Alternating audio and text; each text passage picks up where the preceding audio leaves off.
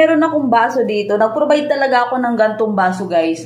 Para dito sa bahay, tigi-tigisa kami ng baso. Di ba sa ordinary baso, walang takip? Eh, may mga anak nga ako maliliit pa. So, gusto ko may takip. Kasi di ba ilalapag lang nila dyan. Pag inilapag nila, di mo mapapansin, manadadapuan ng langaw, ng ipis, ganyan. Kasi di ba, pag may maliit kang bata, hindi mo naman masusundan lahat ng kilos nila. So, ayun, naisip ko mag-provide ng ganito. Tigi-tigisa kami ngayon ng ganito.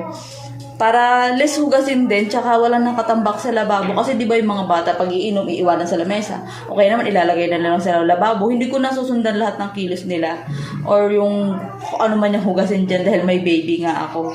So, yun lang guys. Sana may natutunan po kayo. Mura lang naman to guys. Sa sale lang ako namimili. Pag sale, inaabangan ko talaga yung mga sale ng mga ganito. Sa online shop lang din ako namimili.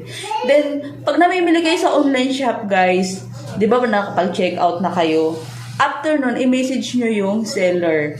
Then, sabi nyo, paki-bubble wrap, pakikapalan yung bubble wrap, pakilagyan ng fragile tape para hindi mabasag yung item. And then, okay naman guys. Okay naman nung dumating sa akin to mga to. Walang basag, walang sira. So, iyon. Thank you sa mga seller na ganon.